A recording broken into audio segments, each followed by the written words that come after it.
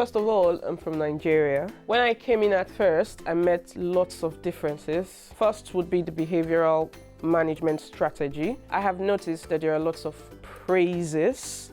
You use praises to encourage the children. Some of my placements, I found out that they had the behavioral strategy chart where you could place them when they're really good, when they're getting a bit silly, and then just control all of that. So we had the behavioral chart. Another difference we could say between Nigerian method of teaching and here is the interactive whiteboard. You can get to write, you can get to invite the children to come up to be tiny teachers and write on the board also.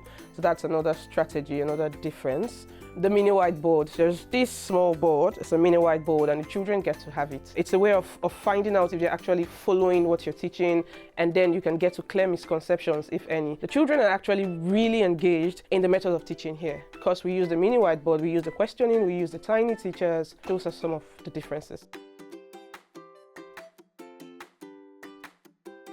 So it depends on the subjects. So for core subjects, say math is an hour, but some schools tend to add some extra retrieval practices. For example, here we have something called active number, and we do it for 15 minutes before we start the actual math lesson, which spans for an hour. English is divided into two parts. We have the reading and the writing, and it's taught separately.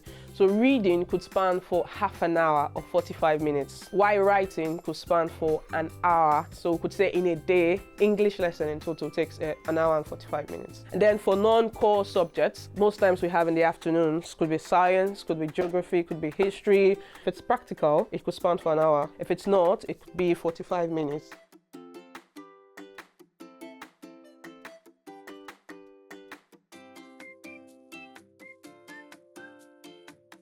We teach children using the same methods. Probably you could go to their seats in Nigeria and see how well they are going with it. But here, we'll find out the ability of each child and make scaffolding provisions for them. So for the ones that are working towards, what we do for them is create a different kind of task for them that has so many scaffolding so they can work with it, and just as they go down, we reduce the scaffolding for them. We get to have pictures, we'll even have videos, so it makes it easier for them to understand. And then for the ones working at expected, we make independent tasks, like break it down, and then for the ones that are probably at expected or at greater depth, you give them extra challenges, because most times they tend to finish early. So you don't leave them idle when they're done. If not, it could lead to low-level disruption. So instead, we just create extra challenges for them so they get to go do that before the time elapses.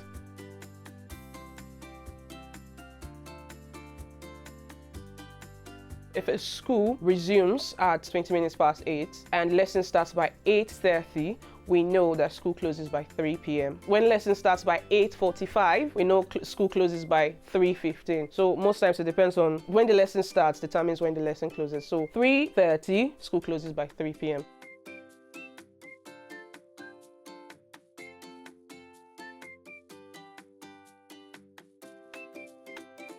I've only been to 3 schools within my time in the UK, but for the strategy that's being used here now, I would say that's one of the best. I'll come back to praises again. We use praises a lot. Well done, you're being super focused. Let the child know that he or she is behaving really well.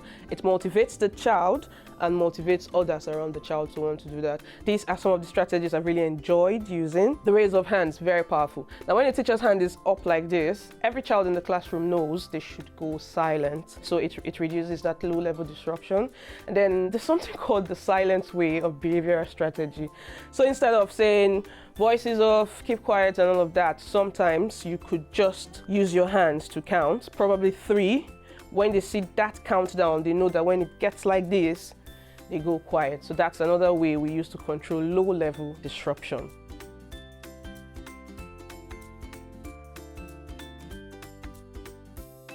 Hi, I'm Lauren. I'm Sam's school-based mentor here at Manalese Junior Academy. And I know that Sam's had a really great time here and she's learnt a lot. And it's also been great as teachers for that professional development to help new teachers get into their ECT years.